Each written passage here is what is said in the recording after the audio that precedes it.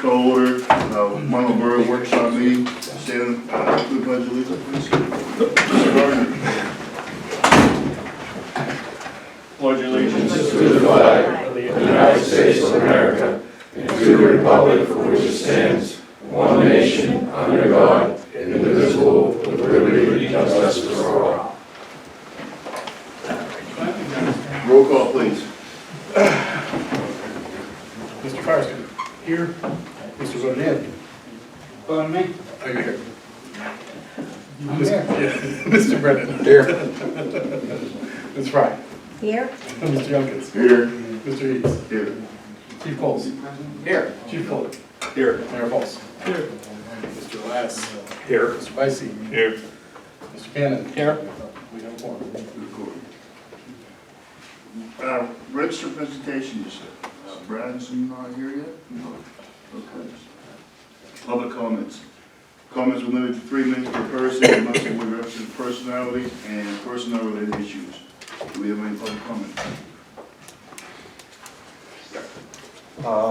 Like Gates Drive, couple things. On the, I understand the emergency generator wasn't working this week when we had the, last week when we had a problem. I think this is what, the second or third time it hasn't worked. Do we have a maintenance schedule set up for this thing, or whatever's wrong with it? I mean, as far as I know, it's worked when it got put in, but the first emergency, nothing worked after that. I also wanted to ask about the, apparently when the water was out, I called and found out nobody was here. Do we know where the water lines are when something gets shut off? I mean, I was under the impression that this was supposed to, in the event of an emergency, people are supposed to be coming here. But if we don't have power, we don't have water, or anything else to do things, I mean, normally, most people are on their own, given, that's just given. But you're, I don't know how many disabled people we have here in this borough. I don't know how many people we have that are elderly, that have no one else, that maybe a neighbor checks on them. I mean, when I was a kid, everybody knew everybody, and you took care of each other. Today, we don't have that anymore. So I'm just more curious, in the event of an emergency, how many people are going to sit in a home and die if there were a true emergency? I mean, a power outage, these are minor. If we have a major emergency, and I know you have Savvy Citizen, which is great for those who understand how to work a smartphone or a tablet. But for those that don't, that's another issue. How do you contact them? I also wanted to bring up, on a separate note, traffic violations. I don't know, sometimes I've seen people go through stop signs without stopping, and now, a week or so ago on my street, person going down the street, I mean, it's great, they have the meter going up the street to let you know. And going down the street, however, you can't post anything. Guy ran the stop sign, hit a car turning onto Vivian, and 2 people went to the hospital, supposedly. I mean, again, it's what you hear, not always what you see. They did go to the hospital. I talked to the person's mother. They went to the hospital. Okay, well, I've also seen people going down in front of Park School without stopping or not going the right speed limit. Do we have, I don't know when the last time was, we updated how much we charge for a fine. And if it's a criminal or a code, I'm not sure which way that falls. I would assume criminal, but let's, if we can, take a look at these prices. I mean, if it's $35 to go through a stop sign, what's it cost you now for a coffee at Starbucks? $8? So that's a week's worth of coffee? Nobody's going to care. And what does it cost us to process? I mean, does it, how long does a police officer take and so forth? Was it actually cost to process a fine or process anything, any small item, a stop sign, a red light, whatever. And then finally, I was going to ask if the emergency coordinator has a mil-spec laptop, and I was just talking to the gentleman, and he doesn't. So I think that's something, if we continue with these emergencies, we at least need a good laptop. When I've dealt with the emergencies before, now you're supposed to have all the software in the cloud. Well, that's great as long as everything works. But when it comes down to nuts and bolts, how long can you connect to the cloud for things? How long are you going to be able to contact people? Are the towers going, have they upgraded the towers here to run more than 24 hours without power? Have they upgraded anything to run long and be able to function? Again, I know here, this has been a very safe area when it comes to those kind of things. I can remember when they said, oh, you can't have a tornado here because of the topography, and we had a microburst. I'd call it a tornado, but so many of these things are starting to occur. What was it, Shady Avenue was flooded. Oh, that happens once every 500 years. Now we have storms more often, rain more often. We're lucky that it's coming spread out enough, but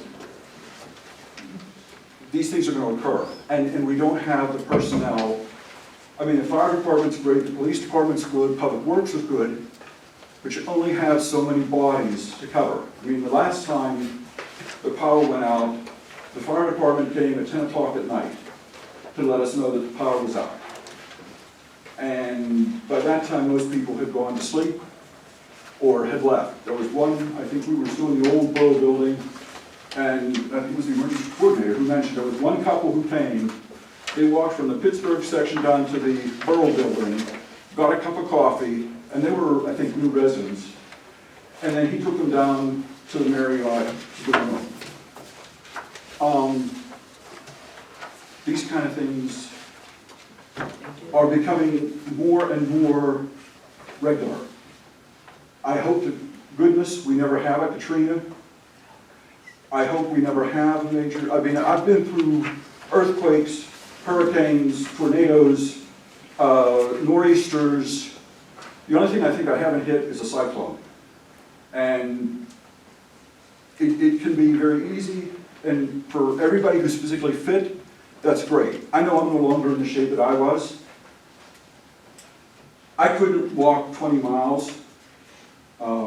If you have an East Palestine here, how fast does the cloud spread? How much Munhall would be hit? Which way does the wind blow? All that stuff is usually calculated, and actually, on his computer, if he had one, it should know within 5 minutes as to which way it's going and how fast. Maybe you guys have that information. I don't know. But we never find out much from you folks here as to what is or isn't. So I know I've gone past my 3 minutes, but thank you. So I'm trying to get you answers all your questions. Dave and Bob, is the generator tested monthly, weekly? How is Generator that? automatically starts every Monday for 20 minutes. We don't know if the storm, if it was hit by like lightning. It just tried some kind of electronic part in the generator. The Gates Manor incident, we're working on that. I'm not sure if you've seen my post, that with the speed numbers from the speed signs. The police are doing a lot of traffic enforcement around town. I know they were on Brierley Lane one day, like 17 tickets, in an 8-hour shift on Brierley Lane from speeding. So I know they are working on the speed enforcement. Chief, you have anything else you want to add to that? And we don't control the fines for speeding or anything like that, the state does that. Well, I thought under code, the boroughs had the authority up to $1,000 per criminal. Well, those aren't criminal fines, traffic Yeah, tickets. there's Traffic aren't criminal. What are they? traffic tickets. Yeah. Traffic, the summary offenses. So what do they consider, like a code violation, or, So a code violation can be up to $1,000. well, no, according to state code, a code violation, we can set up to 600, at least from what I read. It's up to 1,000, your code. Oh, okay, because the criminal said you could go for up to 1,000. And also, if there's a water break, it doesn't matter, we couldn't have water anyways. If they're not giving us water, we don't have no way to have water. Right, but, Even if we knew where the pipes were, if they shut the water off, we can't turn it on here in the building. okay, but your water was off here, I had water at my house. So how the pipes run underground and where the shutoffs are can matter as to what buildings are usable. I mean, if this building isn't usable, is St. Teresa's usable? Is, or one of the churches down, down, at the high school, something else, somewhere, what is or isn't usable, and do we know that? Daryl has, We do. We have the high school, we have Park Methodist Church, and we have mutual aid agreements with other agencies to put up a shelter and move people to. And as far as the water, Pennsylvania American Water is supposed to call each individual on the bill and let them know that the water is going to be shut off before they do, and they haven't been doing it. Years ago, we took the Pennsylvania American Water from the PUC because they lied to us. When we had that big break in Lincoln Place. And from then on, they were supposed to send the borough and all emergency management coordinators an email when they're supposed to shut off anywhere in Allegheny County. And all of a sudden, they just quit doing it. Okay, well, because I noticed on my bill, it used to say, there used to be a spot on my bill that would say how many fire hydrants has the Pennsylvania Water tested, and it was always none in my area. So, now, I don't see that on the bill anymore. They test them yearly. Okay, because on my street, I've never seen them tested. Yeah, all they do is open it up for maybe 10, 15 seconds with the pressure gauge, and they shut it right back off. So Okay, they're only there for a couple of minutes. okay, so things have changed, okay. And that's good, but, all right, thanks. You know, I know on the traffic, I think we've probably broken records on in giving tickets out this past year, chief. Yeah. And we've given them out, but if you have a problem in your area, you say Gates, we can get a car there a couple of day or two and have a little better watch out there and start giving out some tickets. Well, I gave the officers permission to park in the driveway, but, Okay. it wasn't so much gates, I mean, when I was growing up, there were a lot of kids there, they're orange. Mhm. But when I think of, at least the last few years, near the park school, Troutman Field, Oh, yeah. those kind of places, I worry about the kids. Nobody stops at the Troutman Field. I have a stop sign right from my house. Nobody stops there. And I've had the cops watch it too. And Cambria is terrible for speeding up Cambria heading towards Park School. Yep. It's awful, especially it's worse during the summer, during Little League baseball. But that's, We're aware of a lot of the areas. yeah, and I know the police aren't full force and don't have what they need to do to everything either, but I worry that someday we're gonna be on the news as to child killed in front of Park School, or senior citizen run over in front of St. Teresa's. Some foolish thing that should be avoidable. I think we all agree with you on that, on council, and the police. That's one of my biggest things is, the speed enforcement and the stop signs and, and pushing for that. So we'll continue to work with that, if we need something, just let us know. Well, I'm also curious then, what do we charge, and does it cover our expenses? And if that's the case, No, they don't cover it. It doesn't. okay, then, No. and the state's the one that sets it? Yes. Okay, so. We gotta pay an officer overtime to go to court and all that. All right, if you, I'm gonna send an email to my quote representative and the state senator and the governor and the lieutenant governor. I wanna know why these things aren't updated. If they're the ones setting the numbers. They do update them. Like, if you go through a stop sign, the fine's $25. but by the time it costs and everything, it's $150-some. Right. But how much does the borough get? You get $12.50. Okay, so to me, if it's costing us $125, You pay the police officer. we should be getting at least $150. That's why they don't enforce it. Right. Losing money. You know, that's the, I'm not saying that it shouldn't be, I'm just saying we have to cover our costs as well. And if it's the state that has to change it, then let's talk to the state all right. It's like on a bucket system from what I remember. It's the state gets so much, Yeah. the county gets so much, the borough gets so much. So the money is going, that fine for 150 or whatever, is going to probably 4 or 5 different places. Okay, well, when my And state it's probably not representative, enough, you're probably right. when my state representative gets a raise every year for cost of living, and they're making over $100,000, Oh, yeah. and we can't even afford to pay for our expenses when we're writing tickets, to me it's wrong.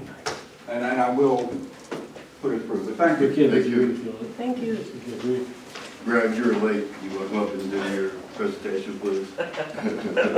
Punctuality. right? Yeah, sure, thank you. I apologize profusely for being late, although I am happy to see that we all started on time, so that's a positive there. So I registered to present tonight about the LERTA ordinance, and I also have some handouts for you as well to pass out and to just follow along. I know, if you could take one and pass it down. I know sometimes it's hard to take notes and such, so I wanted to provide a written copy for you so you can reference it later. That's the teacher. It's the teacher. Yeah, for sure. So one of the things that I've been really passionate about over the past year plus is trying to bring in more investment to Munhall and making it a place that is desirable for developers to come in and improve the area, and also to take on some of the challenging properties that exist in our borough. And this is especially true for where I live in the lower Munhall / North Munhall area. There's a lot of other challenging areas as well, but whether it be Ravine Street or the garden plan. But what I have here is something that PA State passed back in the 1970s called LERTA, which is the Local Economic Revitalization Tax Assistance Act. And it's very popular. If you do a Google search on it, you'll see that there's plenty of boroughs that have adopted some form of a LERTA ordinance. And currently Munhall does not have a LERTA ordinance on the books. However, I have, Mr. Avashovic has talked in the past about how it's important for the school district to get on board first. And the school district is in the process of passing their own LERTA ordinance, and I'm hoping that will be finalized by the end of the month. Their school board meeting is May 29th, and I believe they will be passing some type of formal LERTA ordinance. I've seen the draft of it, but again, I'm hoping that it will be official by then. For the most part, this ordinance is meant to provide a tax incentive program to establish for deteriorated areas and properties. And it essentially grants taxing bodies the legal authority to authorize a tax assistance program. And communities sometimes, like ours, need a little extra push for investors and owners to address certain properties. It can be a lot of money to bring a property up to code, and even more money to make it desirable for someone to move into the area from outside. There are 3 major taxing bodies, as you know, for property tax: the school district, the municipality, and the county. And so a lot of times we work from the top down. We pay the most in property tax to the school. So this is why I've started primarily with Steel Valley School District, and we've been waiting on the school district to pass a LERTA ordinance because they can give the most incentive to this. The borough is, of course, number 2, and we pay the second highest amount of taxes to Munhall. So the amount that you can provide tax assistance for can add to this as we go down. By offering a tax abatement, taxing bodies can incentivize development and improvement in both commercial and residential structures, and even land in vacant land. There's 3 primary elements to a LERTA ordinance. The first is the length of time that this tax abatement or tax assistance is offered. That currently, according to PA law, it's up to 10 years. There's actually an active bill on the floor of PA General Assembly that's looking to expand that time frame to 20 years. Ohio and I believe West Virginia also have 20-year LRTAs that are in place, and that's meant to, of course, attract businesses and attract developers to their particular state. So PA is trying to keep up with the pace and provide a 20-year LRTA ordinance as well. The second is the percentage of abatement. You can provide up to 100% tax abatement for 10 years. That's the max amount that Munhall can provide. So if I'm building a new house or I'm doing a development, I can provide a total 100% tax abatement in order to incentivize this development. The third is this, deteriorated area. A lot of times the ordinance will define a deteriorated area. I've actually not been privy to the specific definition of deteriorated area in the Steel Valley School District as to what they're defining. My understanding in my conversations has been they're trying to include the whole Steel Valley as an area that would be eligible for a LRTA ordinance, and so this is what I would recommend for Munhall as well. The main thing is to keep this generous and to keep it simple. When you think and you put yourselves in the shoes of an investor, you don't want to navigate a complicated system, and you want to, of course, look for the best possible opportunity in the geographic area that you live or that you're looking for a type of investment. So keep it generous, keep it simple. Some examples, just some hard examples for us. I gave you, I'm not sure if Mr. Ty was able to send this out. I'm assuming this went out with the packet, but if not, I provided Mr. Ty with these documents. But Erie City provides a LRTA ordinance through their school district, their municipality, and their county, and it's very generous. It's 100% for 10 years for these types of improvements. You can look that up online, and I've come back again and again to Erie as a good example for this. The taxing bodies would receive an application from an investor, and you would be set to approve that. And this means, too, that once you allow these investments to happen, not only are we talking about this 10-year span, but this could be 20, 30, 40, 50 years that a house is there and is providing a benefit for the borough and for the school district and for the county in terms of tax dollars after the LRTA ordinance expires. Homestead Borough actually currently has an active LRTA ordinance. It's not very generous, in my opinion, my humble opinion. You know what it is? I believe it's a 5-year span, and I think it's kind of like a waterfall system where they decrease the percentage each year. So I can't remember, maybe Tim knows better than me, but I think it's 180, 60, 40, 20%, 0%. Yeah, so it kind of eases the property back onto the tax rolls. But that's what Homestead has currently, and Steel Valley and Homestead are kind of working together on this. In fact, sorry if you skip that next example, there's an apartments project at the waterfront that's currently in the works at Mitchell's Fish Market, and they actually shifted their plan from a TIF. I don't know if you're familiar with a TIF, but they said a LRTA is actually much more beneficial for them. So they worked with Steel Valley School District, and they worked with Homestead, and they worked with the county, and now they have an active LRTA where they're going to build this huge 5-story apartment complex with garages and such right where Mitchell's Fish Market is, and that's all LRTA based. So keep an eye on that. That's going to be coming down the pipeline in the next few months or the next year. The new construction right now, especially with the market situation, is very expensive. Materials to build are very expensive, and so of course, economics say that you're not going to see a lot of new construction happening. So it's important for us to consider this and provide as many incentives as we can. I know I've worked specifically with Jesse Wigg on this, and he actually regrets that he can't be here tonight. He had a family situation going on, but he was going to join me in this presentation. But he's building houses on East 11th Avenue that are going to be priced at around the $400,000 mark. And that's way above what many of the houses in that area sell. They had that one sold next to them, they dug the hole. Correct. And then it fell through. Okay, So now the yeah. hole's there, so you're right. Yes, and that house that's currently built on the East 11th Avenue too was bought by a local Munhall person. So it's not like we attracted somebody from outside the community. So Jesse's actually looking for some help here and to say like, hey, we know Munhall people love Munhall. I can even say that for myself. My great-grandfather grew up in Munhall. So that's clear. But to get other people interested in Munhall, sometimes we have to add a little extra benefit here. And that's kind of what I'm asking here in terms of new construction as well.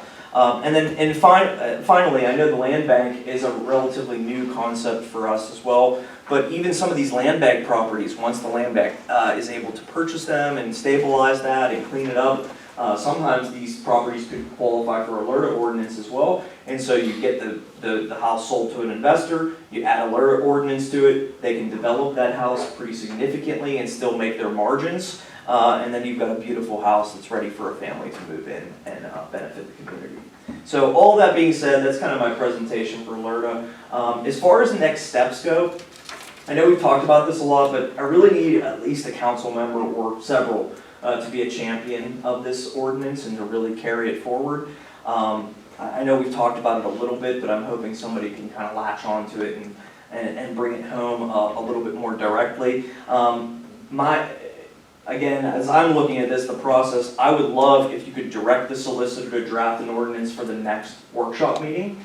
Even just get something on the books, get a draft in order. Perhaps if we could align that with Steel Valley's ordinance, because usually we package these deals and we say, hey, the school district, the borough, and the county offer this alert ordinance, come and invest. You know, we're open for business, come do business here in Munhall. You could potentially pass this ordinance at the June meeting.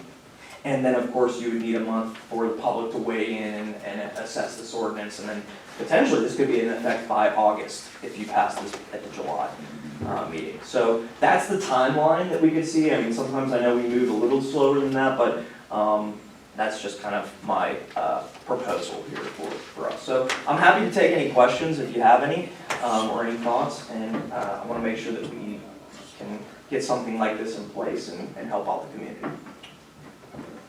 I definitely want to see it moving forward, so I think Dave said it'll help you. Yeah, I hope. Well, we talk all the time. Yeah. So, Get this moving. and you know, I've been working on the tax negotiation also. Yeah. We'll work on it. I know too. There's a lot of times some of the criticism we face is that, oh well, this is not a silver bullet. You know, it's not a once. And I understand that. I think a lot of times we have to have a tool belt when it comes to economic development. It's a series of things, and you have to have a few levers to pull. And this is just, again, one of those levers that we can pull in this community. Other questions or comments? No, but it's a good idea. Thank you for bringing it up. Okay. Yeah, thank you. Yeah, thank you for having me. And I put my email address on there, so feel free to reach out to me, and I'm happy to help in whatever way I can.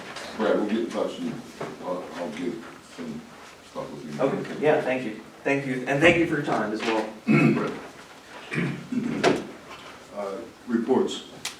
Finance report, do we have one, Dave? I can give you a quick rundown. Okay. We didn't have a committee meeting yesterday because everyone was unable to attend, which is fine. We can schedule one for next month. But quick little breakdown of the finances. I mean, you have the summaries in your pack of where the checks have been for the past month, what's the balances. But an overall view of the budget where we are after 4 months. We're doing okay. The total expenditures are about 29%, which is right on target. Now, some big expenditures have not happened yet, but a couple areas to take note of going through the profit and loss budget. This is actual. Public Works overtime is a bit above, but that's because of so much snow removal this year. Also, first vehicle expenditures are above average too, so I'm going to talk with first vehicle about that. There's a huge over expenditure on public works vehicle purchase, but I think that is because, I'll double check with Jane, we have $168,000 that we've spent so far this year for a $7,000 budget, but I think we paid for something in 2025 that we authorized in 2024. So it doesn't look as bad as that, but it's basically what we spent last year. Road salt's way above average, way over budget. Unfortunately, you have half of them because I copied double to single, so I'll get you updated. I was going to say, where are you in this packet? I keep looking at your just paper. listen to me. I'll read you new reports afterwards. Salt is also above. We were over budget on salt. We already blown through it for the year. But once again, we should be fine for the year, and there's a lot of salt purchase.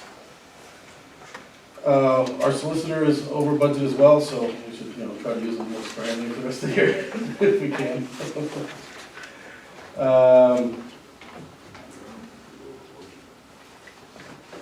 So our new solicitor is already here? Solicitor, I'm sorry. I'm thinking auditor, I'm sorry. Our auditor is working on the audit as we speak. Okay. Hopefully have it done next month or so. But once again, there's a couple of problem areas I want to make sure I keep track of, but we are on target for the year to come with a bond budget. So that's good news. And Donna's, I don't have the exact numbers right now, but I'll give you a report for next week for the tax collector, but she just started collecting a lot of money already. So that's a finance report. Thank you, Dave. Public Works, we do not have a meeting. Go ahead. We get one scheduled next couple of weeks. And Parks and Rec. I just want to mention to anybody who would like to help, this Saturday at 8 o'clock on Main Street, Fire Hall number 4, we'll be putting up the veterans banners. We could use help, as always. Pushing those scaffolds up and down Munhall Main Street is a little taxing. Secondly, the program Girls on the Run will be this Sunday at May 18th at the waterfront. The waterfront drive will be closed from 7:30 till noon. I did talk with Daryl, he said at 11:30 he thinks it'll be open. I said I'd rather tell them noon and have it than to say 11:30 and it goes over. Reading for on that though, you can still get to the businesses. Oh, you can? Yes, it's gonna be closed at the first entrance to Lowe's, so that the people that live in the apartments can still get into the apartments, and then you can take that back access road behind Lowe's and all the stores to get into the shopping area. Oh, nice. So it's not, the main road will be completely shut down from that first entrance all the way to Costco. Yeah. And then you can still also make entry off of Amity Street to certain businesses there. So you can get there, there's gonna be a lot of traffic, but. Yeah. Thanks for telling me that. I'll pass that word on. And that's really all I have to report. Well, I will say, I'm assuming that Rob will do Memorial Day. There's a Memorial Day parade on Monday, is it Memorial Day. 26th? It's on Memorial Day. Yep, So there is a Memorial Day parade. It will, as always, it will start at Still Valley High School. Lineup is at 9, if all that will be in the parade. And at 9:30, the parade takes off to the Homestead Cemetery, where at 10 o'clock, the Homestead Cemetery, there'll be a ceremony for all the veterans there, for remembering all of our deceased veterans, of course. And then there will be social following at Ann Ashley Church. And so I'm looking forward to seeing everybody out there Memorial Day. And there's, I believe the Homestead Cemetery is having a bingo on this Saturday. Sunday. I understand it's going very well, the sales on it, so it looks like that'll be a good help for the Homestead Cemetery, which they're really doing a great job with Russ putting that all back together with his crew up there on that board. So we're getting ready for, I didn't bring in the books, but I have some books that the library gave me. I'll try to sneak out in case anybody wants one. The last time when Munhall had their bicentennial was in 2001. The library had a ton of books that they gave to me. I'm going to bring some in a little bit. I'm going to sneak out, go to my office and bring some in so anybody can take one and look at it. But next year, Munhall in 2026 will be 125 years old. So we're looking to do something next year for the 125th. I mean, every 25 years is not too much to ask to do something. So we're going to put something together, but I have some books that people can look at, and I'm going to sneak out in a few here and go get some of those. What's that? I told Dawn I'd get one. Donna? Oh yeah, take one home. I'll bring them back. I'll get you one for Donna. It's a good book. I It's started very reading and I interesting. learned It's a nice stuff that I read. didn't even know. Yeah. I mean, I was here in 2001, but I never saw that book. Yeah, I never. I don't know why, but I never saw it. And they had hundreds and hundreds down at the library, and with the renovations going up to the library, they called me up and said, would you be interested in these books? I said, sure, and I didn't know how many to get, but I got a bunch. So I'll be bringing those over just in a little bit, let's sneak out to my office. Other than that, though, everything is going. We got a Memorial Day parade, and this summer we got our Main Street Market Nights. And they start on June 27th. It'll be basically the fourth Friday of in June, July, and August. So something to look forward to. We're busy doing that. Always looking for new members to join the Munhall Cares Group who helps put this on too. That's really all I have. Thank you.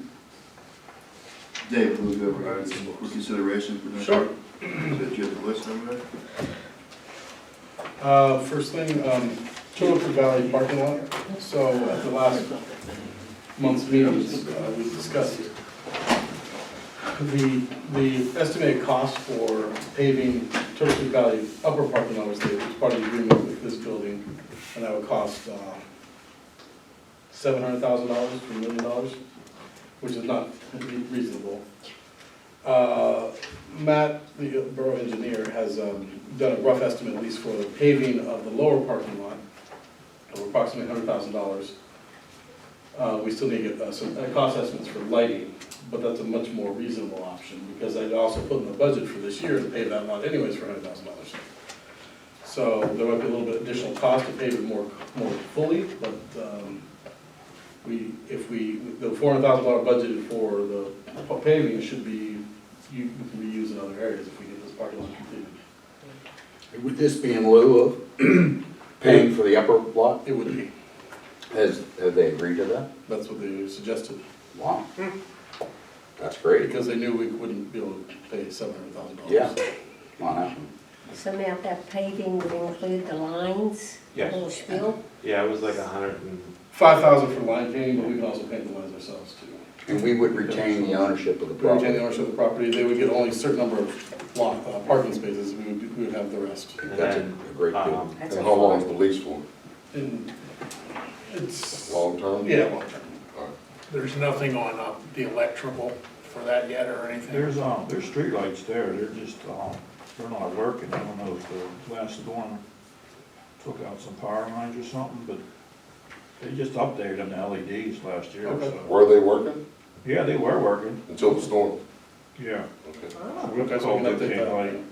I was gonna say, I had my guy reach out to his lighting supplier, we're still waiting to get back to him, but he said we could probably put some poles in with the new LED, like stadium kind of lights for 30, Well, grab me 15 one. apiece. Cool. So another $30,000. Okay. That's what- Rainy wants one. We had to do the steps. Everybody else want one? We should fix the steps. Let's assume it's $150,000. Takes one to width, but that's all right.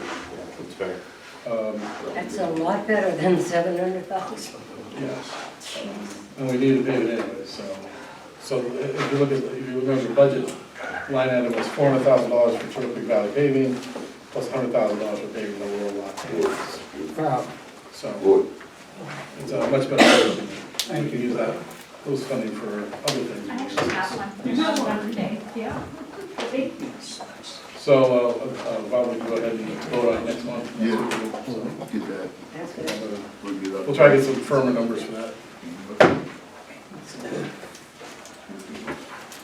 That leads to the bigger issue, which is we can address. So originally, we're gonna put the salt in. We're not gonna do that now. We're gonna put this parking lot. So we need to find a location for salt. As was proposed by several council members, that we should consider purchasing the 21st Avenue and Clear property, The old, public works. old public works space. I think that's a good idea. The current market rate of that property is $200,000. Hopefully, they might be very interested in selling anyway, so might get it cheaper than that, might be more expensive, but with the savings from the paving, we can purchase the property. I like that. And then build a salt bin, move vehicles over there, just kind of build that out for public works for long term. And I think that's probably a good solution. Something we should have never sold in the beginning. Any thoughts on that? I think it's a good idea. Do we have contact information to try to see, do they want to sell, anything like that? I have just the original proposal, so I need to get that figured out and find somebody to talk to about that. Or have a solicitor do that. I have phone number for the owner. Okay, good, I'll get that from you.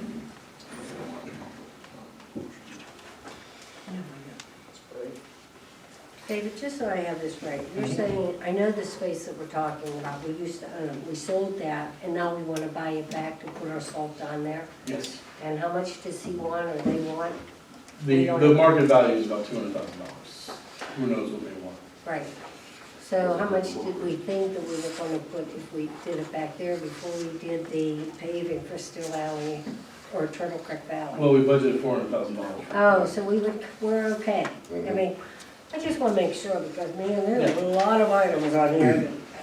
So, I mean, assuming we have like let's be conservative and say we have $300,000 beyond what we have to invest in Right. available. Right. And that gives us $200,000 or a little more to buy the property Right. and a little bit more to build it out a little bit. And we can add to it as we go. So David, Yeah, I think you need to research that lot, sure. because that lot, parts of it, I believe, are landlocked. I'm not sure, so I think you should really look at the lot itself and see the actual footprint of it Mm-hmm. and see what can be done with it Sure. before you start. And I think that certainly would be executive session topics. Sure. If that lot doesn't work out, there aren't very many other options for something. We do have the waterfront property as well. Yeah, but we can't put the salt in there. It'd be hard to access easily for our trucks. Not really. And get it out to most of the town. Not really. It's one road right in, there's no Yeah, lights. but I mean, it delays us by, I don't know, 7 minutes. 20 minutes. When it is centrally located versus one side of town. But we can talk about it. Whatever. It's always a possibility. Whatever.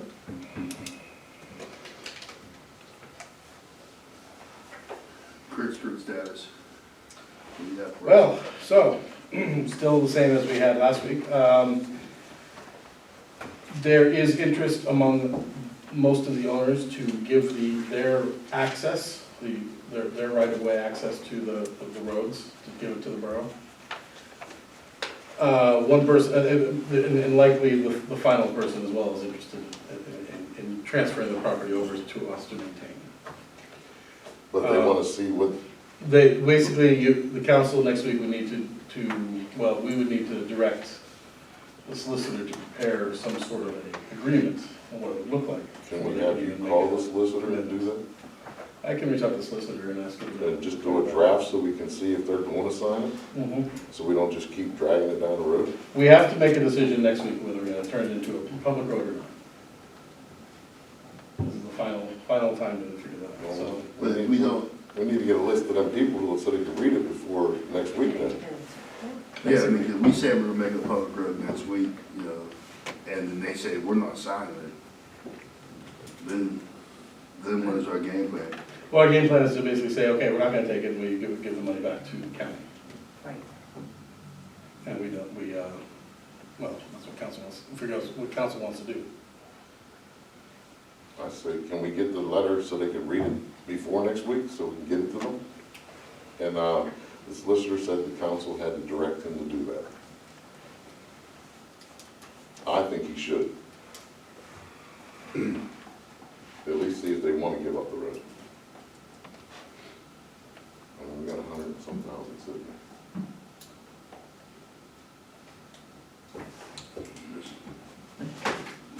Since we're sitting up here, what are you guys thinking down there? What's your thoughts?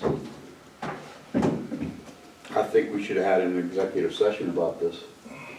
Honestly, if you need to act on it by next week, we should have met and discussed it thoroughly. And we came out in unison and said, this is what we want to do. Yeah. But I do agree with Greg. I don't know if this was You can't executive read the other session ones. material. anything real estate involved is executive session, and we're talking about property that we're gonna take over. So it's definitely executive session material.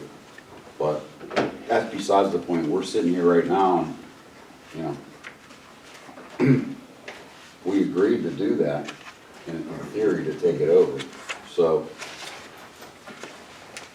you know, I think we need to have, like the other side over there said, we need to have it ready and prepared and get it done. We're gonna have it for next week. There wasn't a vote that we would take it over. I thought it was. I I thought we did vote on that. I went to Bernie and asked them about getting the solicitor to write up something because the person that we thought that might not do it, thought about doing it, and they wanted to read it first, and then I was told we had to wait until we can get into the meeting and talk to Greg, but Greg's not here. So we need to get something written up before next week so we can present them to them and see if they want to sign that. I agree. You can't do anything until you see if that's what they want to do. Well, I tried to get this done last week, but I was told it had to wait till the meeting. Well, I think you need the solicitor's input on any of this before he writes anything up. So I mean. Well, I talked to Greg and he told me that the council has to advise him to start the paperwork before he could even start it. Wasn't he advised already? No. I brought it to Bernie and Bernie said we had to wait till today. Bernie's not here.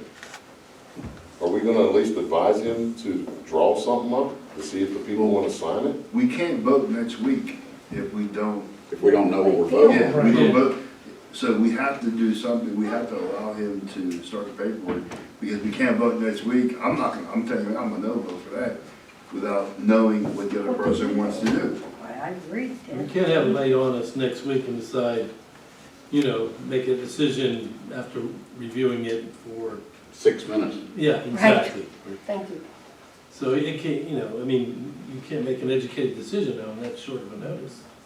So I think we need to take a vote tonight if we want to do that. To direct the counselor to do that.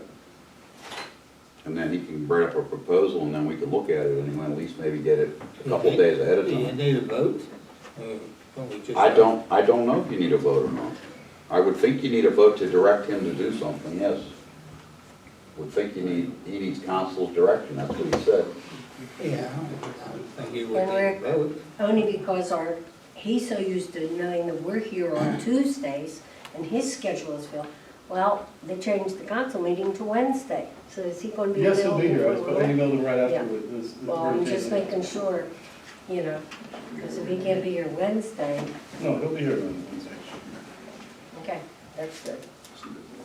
But Is anybody allowed to make a motion that you vote on tonight, or does it have to be a council? it wasn't. Basically, it at wasn't this has to be a point, council it would meeting. have to be what could be considered a poll vote amongst the people here, which is not a legally binding vote until it's ratified.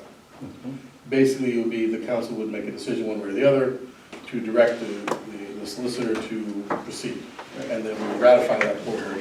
Let's just draw up the paperwork. Yeah, basically drop the paperwork. So we can look at it and approve it. I think we're all in agreement that that's I'm what needs to agreed. get done. Yeah, I'm agreed. Get done before we can move forward with that. Rick, what do you think? I'm in favor. I can email them tonight and just have them start first in the morning. Let me see if we can have Hopefully I it, can get it Well, on no. Friday. yeah, Oh, that would or be great. before Friday. Yeah, before.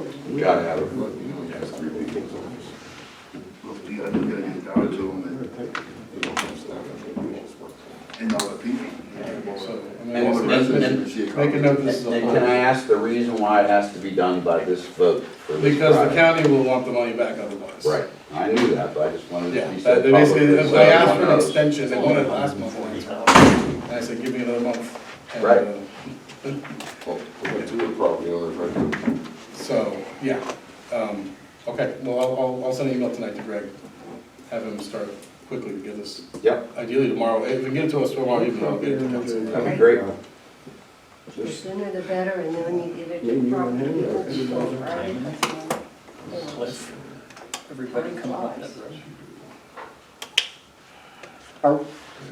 Yeah, there's we're talking 5 people, is it just from the bridge up, or are you going both directions? Everybody who owns the Bridge up. the road. From Yeah, the bridge up.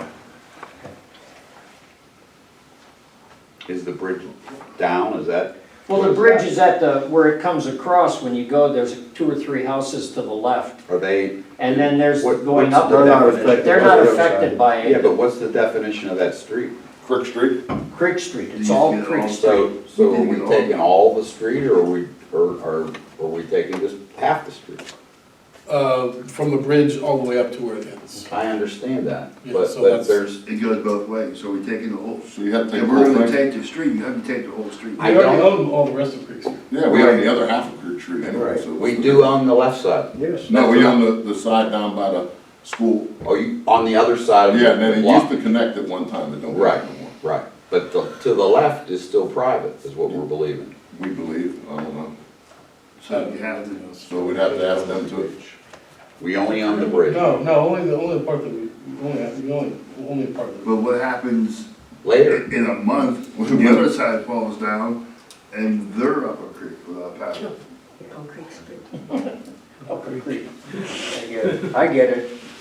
I mean, That's the only reason I'm asking, is just because you're gonna do this, you wanna do it once, you don't wanna, Right. and then find out, well, we're only talking from here up, I'm just well, asking. that is what they're only talking about right now. Right, and I'm. And your And in comment fact, is, that's where I'm interested in, obviously, if I'm Oh, right. being selfish, but I'm only asking because, I agree. I wouldn't want it to happen like we're gonna do that, and then the people down below say, why didn't you why talk didn't to anybody come me? to us and You and guys ask maybe us? can reach out to them? Pardon?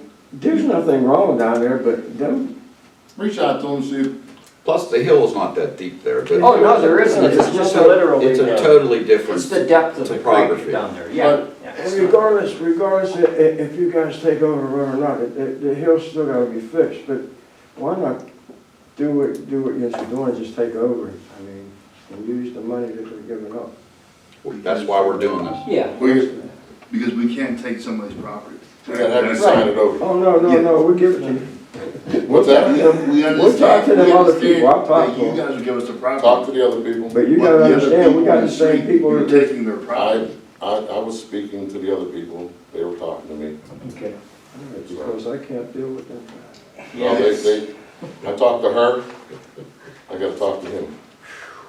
I think to cover everybody's bases, I think you need the names of every person who You is know, you just signing. don't wanna put it out right now, Ray. Yeah, I know, Dave, but You somebody's can't do gonna it say, in a I public didn't meeting. know, and the other one was gonna say, you should have come to the meeting. Well, they don't come to the meeting, they expect two people, you know, it's like a three-ring circus. We'll get them for you, yeah, we'll get them. Okay. Take the time to do it. That's I agree.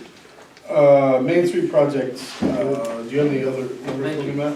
Thank you. Okay. You want these Well, back? I can No. use it. So you were, Floyd, It's a beautiful. I love project. this, it's going to our church, this is excellent, Oh, thank yeah, you so but- much. the library gave them to me, so. You guys are doing great down on Main Street as far as pulling people over. I mean, I know you apparently ain't worked the time, but we love you guys down there. Oh, it's wonderful. Thank you for making that one clean her place, man. Thank you. Thank you all. Thank you. Gotcha. So we got the survey done, we're in the process of putting the drawing together, it should be end of the week. So by next meeting, I should have something. Also, on the Main Street update, I stopped and spoke with People's Gas that are working on Main Street.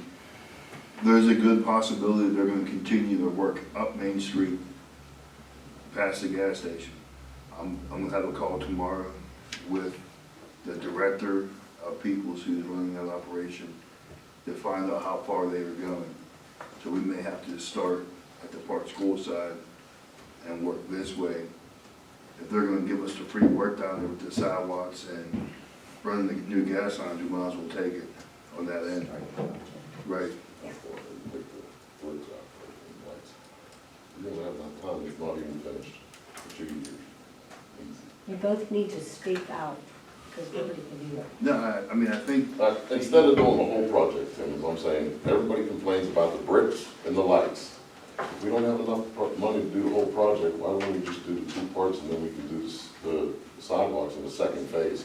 And when people come into our town will look like it's uniform and not being worked on for a couple of years and not getting completed. And everybody's complaining about them bricks. They're slippery, they're dangerous. Well, we're gonna look at it both ways, and see how much money we can. yeah, you're looking that up, right? So the Yeah. cost for all the bricks. Hopefully, if we and get those Vivian sidewalks. Light to pitch in on the lights, we just have to do the sidewalk and the benches and the planters and the garbage cans. We have a number to call Duquesne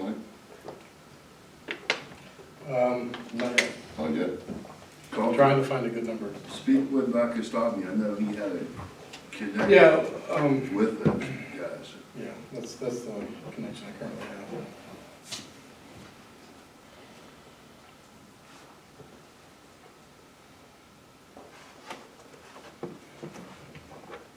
The NIS refund update, That's mostly just a personnel issue, but I want to give council that we're still doing some investigation on that. We don't owe nearly as much as we initially thought, so once we've talked to all the people that are involved, see what they want to do, then we'll try to do final calculations, but Can it should we- be a few $1,000s, not 50. can we send the employees an update, an email update of what's going on? Yeah, this week. So they know what's I'll going get on. some- Yeah, this week I'll figure out a game plan and basically bring everybody in one at a time and ask them what they want to do. But I'll send an update saying. Cause I know they're kind of upset. Last month we found out at the meeting and they didn't have an update yet of what was going on. Yeah. Yep, I will give them an update. At 49. This is the buyback for police officers. It was a bill that was passed in 2023. And it basically allows officers to use military experience and part-time experience to buy into equal years into the pension so they can retire early. For anybody to participate in this program, the council would need to adopt Act 49. And there's no direct cost to the borough, the only cost is to the pension plan itself. Because they'll buy back at a lower rate. So basically, the way it is they'll have a certain number of, let's say they're making $50,000 in the first, average over 3 years when they first work, now they're making 75. They're basically getting more money in by not putting much money in as much. So they're basically doing a portion of their salary at the lower rate than what they would the current rate. And how many years are they allowed to do that for? County was up to 3. 3 or 5, I can't remember. Yeah, county was 5. 5. Was it 5 for you guys? Yeah, so it was 3 for us, I used it. There's only one person I know that's interested in the program, but the others might be interested later on. It's just an option for officers. Are we gonna vote on this next week? Yes. Good. But as I said, it only impacts the pension. The pension's in good shape right now. I'm not worried about it financially, and doesn't affect the borough's bottom line. So that's just, if you have any questions about it, I can answer, or the chief can answer.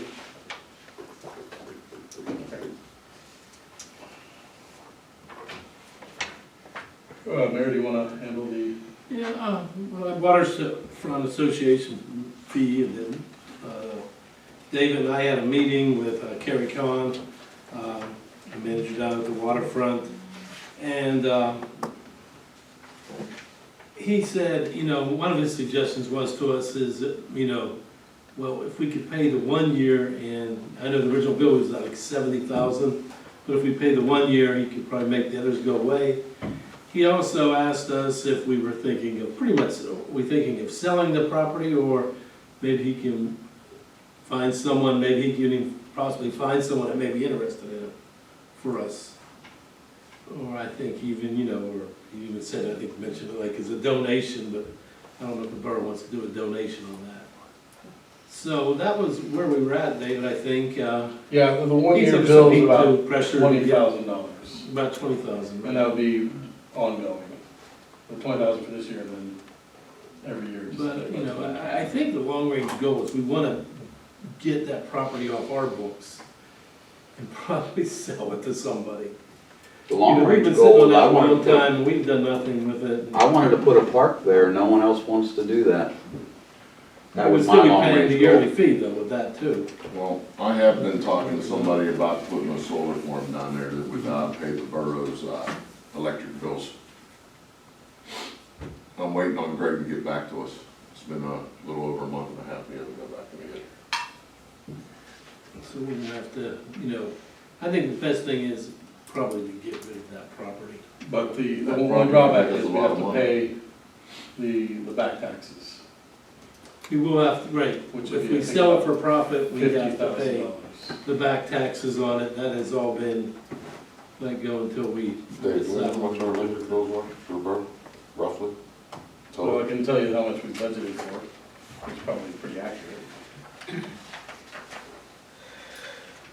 I had one company look at it, they wanted us to buy it, then we looked at it to just let them use the land. It was more profitable to buy it, but we didn't have to, if we didn't buy it, we didn't have to do the maintenance on it. Greg looked at it, he said he had another company that he wanted to talk to, and I've been waiting on to hear from that one. Nothing was permanent yet, so I've been in talks with Bernie about it also.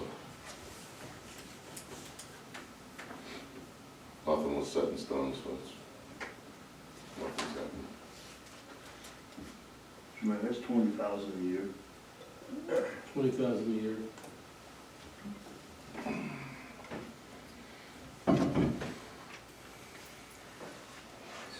We asked, why we didn't get a bill, he said, well, that was going back and forth. He said that there had been bills sent out, but that's his word and our word.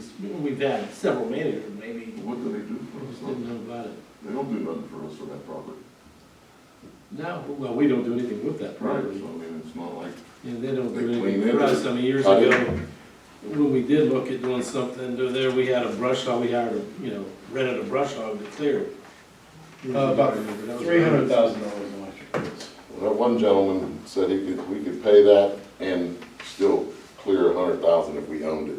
But he said if we just put it down there on our land, we would cover that with a smaller amount once a year than the 100. Matt, you looked at a couple of some of that, didn't you? I sent that stuff to you too, right? Yeah. I don't remember what the numbers were now. Yeah, I don't remember either exactly, but it's worth looking into. I mean, it's a piece of land that's sitting there. If it can make us money, why not? We need to figure out what we want to do with this piece of property. I mean, if we want to sell it, I mean, we have to figure something out. Well, I've been waiting on our solicitors.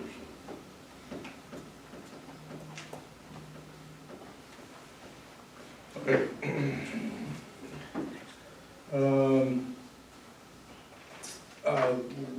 Last council meeting, I mentioned that there's an opening in the zoning board. We have one nomination so far. I want to put it up on the website, now I have access to the website. And maybe the mayor's page. Oh, sure. So just get it out there. We can, it's not pressing, but we should probably try to get a couple more names and then make a selection from that. So zoning board only has 2 members right now? It has 3 members with an alternate required. So we don't have the alternate? Okay. Can we ask who the person is? Candy. Okay. I'm terrible with the last name. Yeah.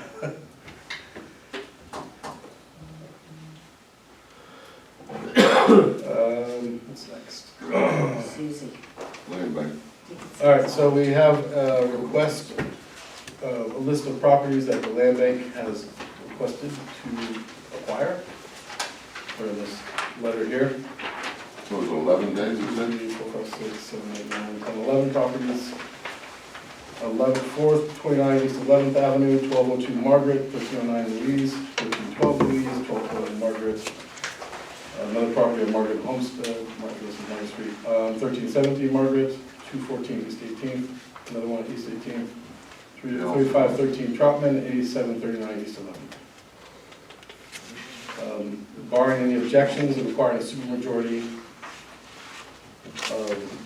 of opposition, which you can pull back any of these properties if the council wants to. This is what we're doing. We can vote on this next week. I'll put a vote on saying if anyone objects to the removal, not allowing these properties to be utilized. We don't have to vote on this. We do nothing, this just proceeds. But I can put it on the council in case somebody does want to object to any properties, then it'd have to be 5 as opposed to 4. Reject the property. I said get all the properties back on the tax roll. But I'll put on the. Yeah, I mean, I don't want to wait 60 days. No. At least let them get moving with it. Yeah. To get it started. We've already paid. No, we haven't paid yet. Oh, we haven't? We will.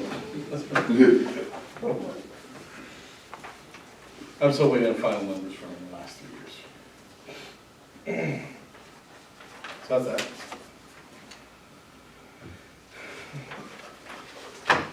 With the issue of the solicitation that happened last week, where basically someone was soliciting in the borough without a permit. Now, there's questionableness about the veracity of some of the claims, but there has been proposed, other municipalities basically have no solicitation ordinance across the borough, so no one's allowed to solicit. This would exclude, of course, local institutions like I thought fire we already stations had and that. maps. We don't have an ordinance? Not for that. Then they just get a permit. Yeah, if you get a permit. I think it's a no-brainer. So if the council could vote to direct the solicitor to prepare an ordinance for that, if we wish. Sounds good. But we can discuss it further too, I don't know if anybody has any idea, I don't care. Dave, what's the fee right now? Hundreds, I don't know That was exactly. us the other day. No. I don't do solicitations, but I think it's probably, it's like 350 a person? It's like 350 a person, 300. or 300, I'm sorry, 300. I've seen a few people solicit. Yeah, John handles that in the office, John, in the police, do the background checks. You do the background still? No? Okay. So we can put it on for next week to, Have the solicitor prepare an ordinance. I think it's a good idea. At least we know who's walking around our streets and knocking on our people's doors. We have elderly in our, We have an ordinance, they have to have a permit. They have to have a permit. There should be no solicitation whatsoever. Yeah, I mean, this is a separate, the case from this past week was they shouldn't have been out at all. right. And they've been instructed they're not allowed to at all from the office, and we can basically start being more aggressive with the company Yes, at this point. But I agree. if you want to just kill solicitation across the board, because you might feel that they prey upon the elderly, They do. then you could just adopt an ordinance They sure that's do. allowed. Excluding, of course, as I said, fire and mass. Right. Local institutions, Scouts, yeah. scout comes around selling popcorn. External. You're not gonna turn them in, of course. I mean, I think that's a conversation we need to have with Greg, are we really, how we're liable if someone sues us, because we let the Boy Scouts or the fire department or MAPS send you a letter asking for something, but somebody else can't. That's not solicitation, that's mailing. You're talking about knocking on doors, right? We're talking about the Boy Scouts sell popcorn, the Girl Scouts sell their Cookies. cookies, It's not solicitation. You're not gonna stop that. One's for profit, one's not. That's true. Is that considered solicitation? You asked me to buy something. Yeah, I guess. Maybe you can get that for next meeting so we can have it and. No, just you ask Greg, you can answer the questions about that kind of stuff. I mean, there's nothing pressing, we have to get this done by next week. Right. Vehicle cameras? Zoning fees. Oh, sorry. So since we now have a third party with CodeSys, we need to basically evaluate our fee schedule for that. Maybe you can answer this a little better, Dave? Yeah, right now, it was based on the cost of the job. Jim right there said most municipalities charge anywhere from $30 to $100 for like a zoning permit. So, What kind of zoning permit is that? well, if a person comes and wants to build a deck, they would come in, come to me, ask if they were permitted to build a deck.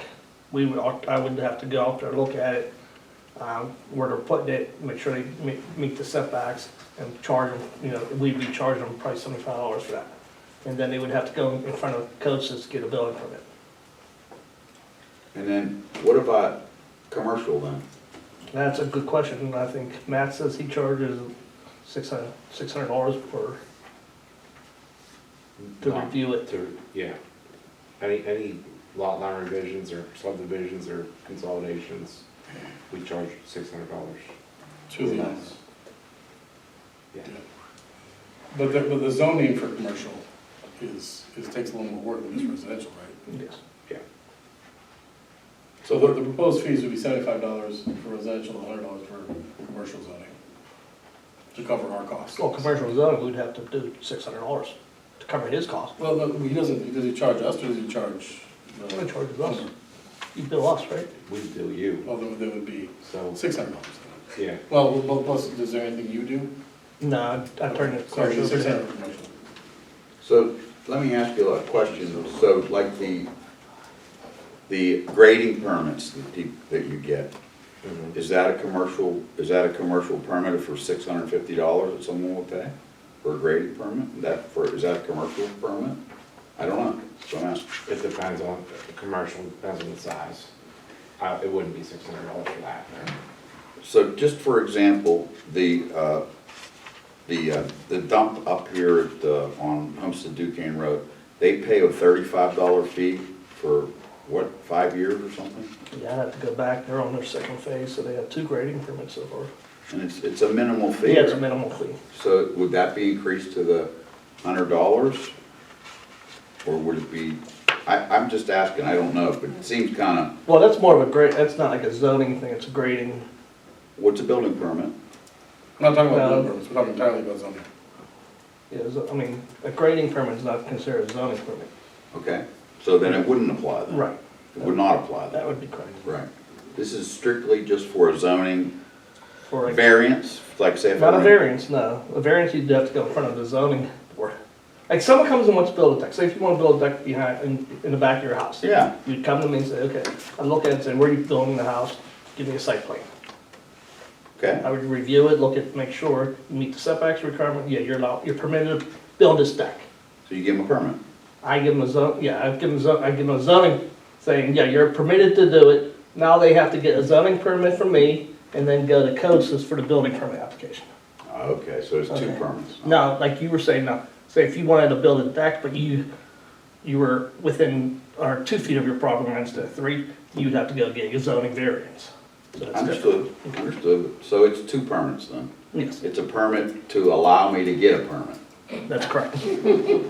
That's what it is. Yeah. Well, it covers the cost of Dave's time. It's exactly what it is. Okay, Oh, sound right. Pay you so I can pay you again. right. Well, before, it was all combined. It was all tied in, yeah. You were still paying the zoning and the building, but you're just paying it one time. Right. Now the COSIS does their own billing, we need to cover the cost of zoning. So do we need to change this commercial one? We would need to update the zoning ordinance, well, the zoning fees. Right, so do we need to make it $650? Yeah, $600. So it's $100 isn't gonna make it? Yeah, that's what I guess I meant Okay, that. so let's, $650. It has to come for a vote. It'll have to come for a vote, correct? What's that? Yeah, well,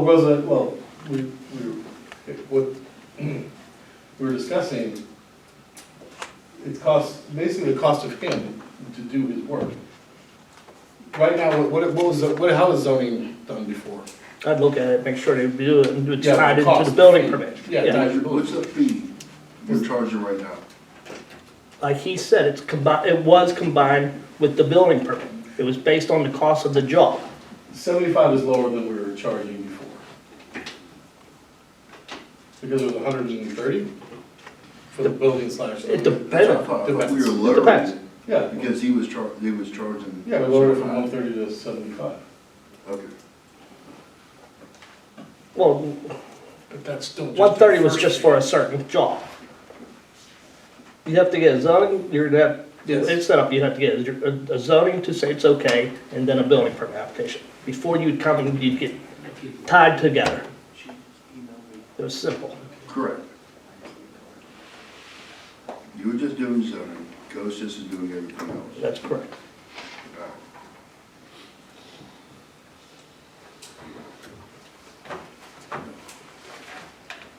Dave, you have the legal papers. No, one more thing I didn't get a chance to include, the Westfield rates. It's the next sheet. Yep. Basically, currently, we're charging $50 an hour for the baseball or softball field, 75 for the soccer field, all day until $6.50. I'm proposing nearly doubling that. $100 an hour for baseball and softball, soccer field $140, and all day until $1,000. You're saying you're doing that because we're not covering our expenses? We're losing money, We're actually. probably spending $80 every time just for overtime for public works. And what are we charging? $50 an hour. So is this gonna change our rates that we're renting it out to, like the baseball leagues and whatnot? That's gonna be a negotiated contract, but So they'll have higher rates too. Those will be different. Those will be different then, but this is just for This is just anybody for who's coming, an hourly rate. yeah. Got it. Like right now, we have 14th Ward baseball is on the field right now, and they're gonna be paying $100 an hour. What are they paying? They're paying $100 an hour now, Dave? Well, they were, but basically when we adopt this next week, they'll be paying, they were paying 50. Paying 50. Yeah. That's something we want. So they don't have a current contract? There's no contract, So we just invoice them for. can, we can raise that. Yeah. Costs go up, don't they? Are we charging like still like softball and baseball teams, that the kids, youth kids, case of fields are rained out, we're not charging them, correct? We have, no charges to this. Just making sure. Can I ask a question on that? Yeah, good. What does it actually cost to maintain the field? Has that ever been worked out? I asked that question. Last year, we spent $75,000 in just straight maintenance. Okay, what about electrical, plumbing, lighting? Electrical, replacements? I would say we're probably spending somewhere in the order of about $110,000 to $120,000 a year for the field. Okay, and then you're gonna have to eventually replace that AstroTurf. Yep, which would cost $1 million.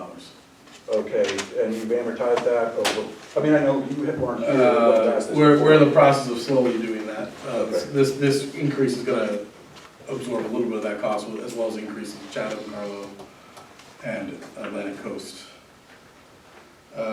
Do we still have that,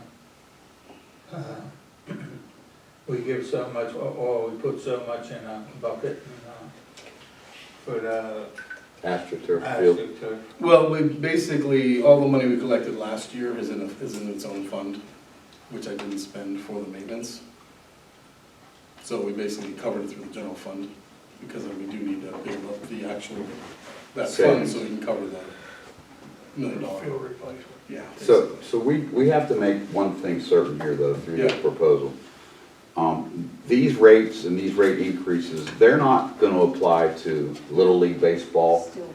They're not gonna apply to, you know, any of the local groups that would use the Yeah. field. That, like, if Steel Valley, Munhall Baseball wants to use that field and there's openings for it, I'm all in favor of letting them kids Oh, use yeah, that but field. no, aside from Steel Valley, that no one else comes to me from local communities. But yeah, no, of course. Right, that's well, just- it needs to be made public that, Yeah. hey, this is the intent, this is not the This intention is for to. the leagues, basically. Right, right.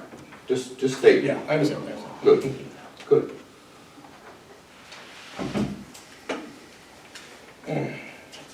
All right, yeah, vehicle cameras, we talked about this 2 months ago.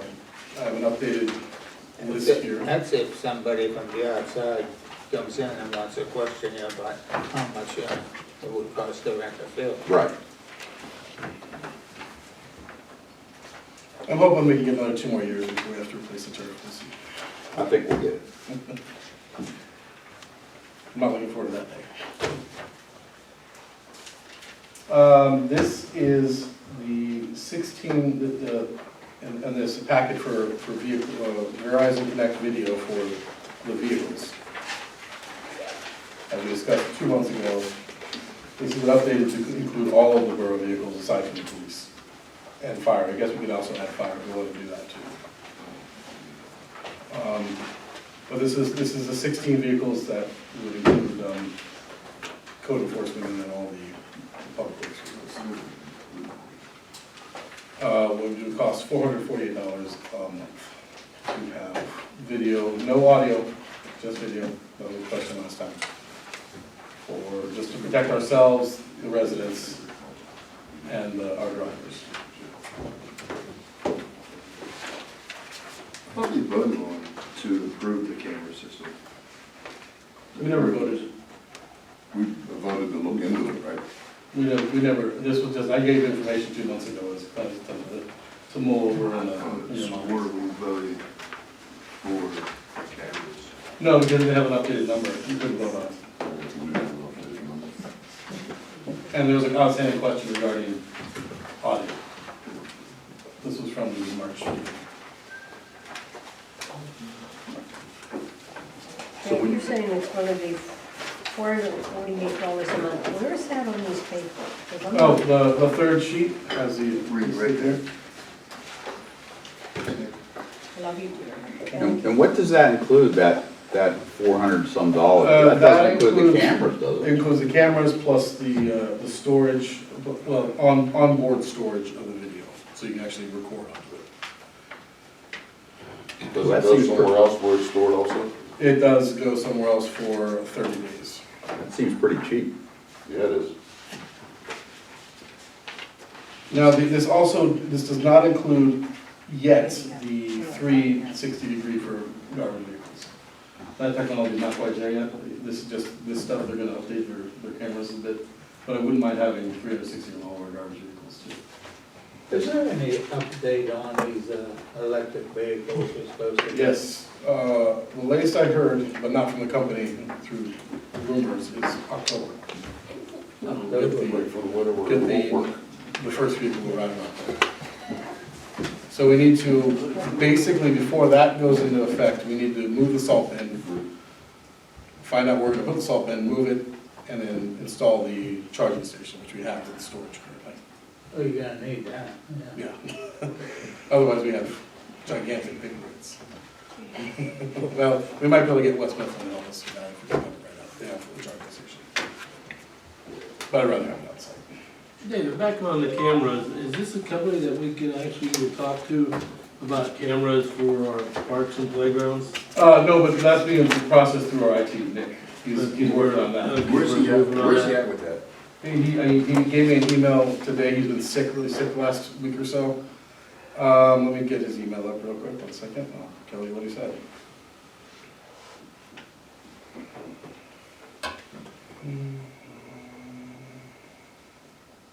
He needs to visit the park with the police to determine where they would like the cameras placed to get an overall count. Has to do some more traveling to verify the current cameras will work as they need to be replaced. I can get up to the park anytime on Thursday or Friday to verify things, or the weekend if I can coordinate with the chief. Chief, how you looking this week? I'll be available for that. How you looking this weekend? Oh, it doesn't need to show. I'll reply that Thursday or Friday should be fine. So they'll come out and give us an idea of what we need. Because I want to get that done. Yes, please. Maps payment? Yes, Rini asked me to make sure we put that on the agenda for next week. Yeah. Let me see how much do we know? It was 70,000. 70,000? Are we giving the whole thing or just a portion? Half is what Yeah. Rini Usually recommended. like 40,000 Yeah, you said half now Yeah. and half. at the end of So, the year, or before the end of the year. So they're about 35,000.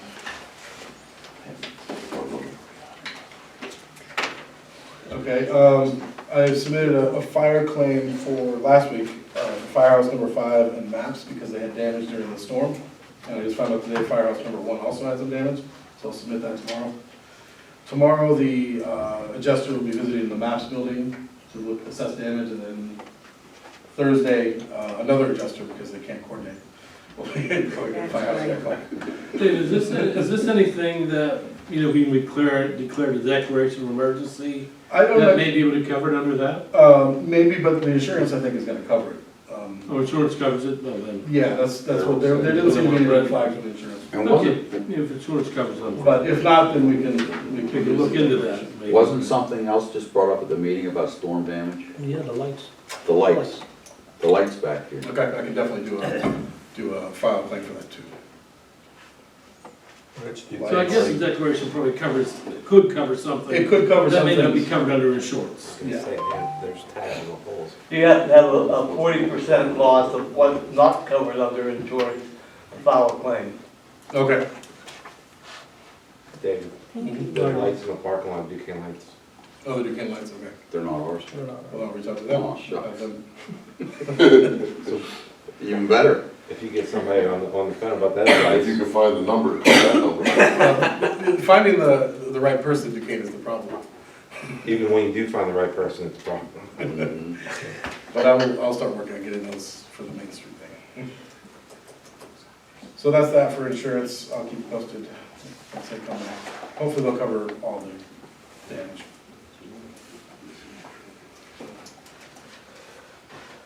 Snow removal procedure. Yes, I had a call, Bob and I had a call with City of Pittsburgh Public Works Director on Monday, I think.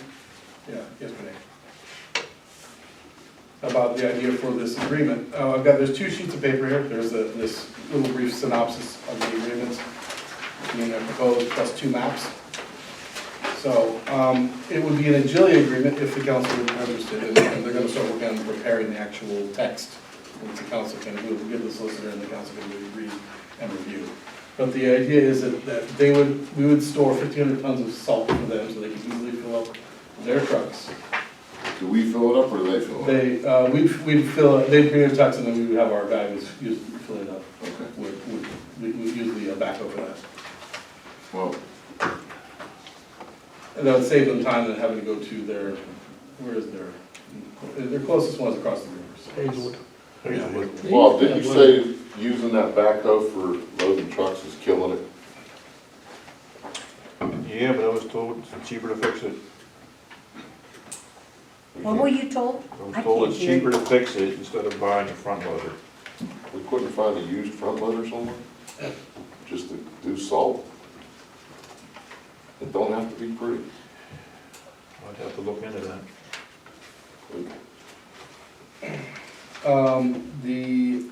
Pittsburgh is willing to weekly street sweep Main Street. On Every Fridays? Fridays, yeah. One side of the street, one Friday, the following side of the street, next Friday. For the whole year, well, as long as there's no snow on the ground. We could also probably go back to them and ask about doing a few other major artery streets as well, consistently. Because they're definitely interested in helping us out as well. And I view this agreement as kind of a test to see how we can work together and cooperate. It'd be a good to work with. This agreement would basically, the only requirement that they're asking us at this point in time, firm requirement, is the first map, which is basically extension of some of our roads as it begins with. Gates. Yep, so this would be probably add an hour to our schedule, whoever's working that route.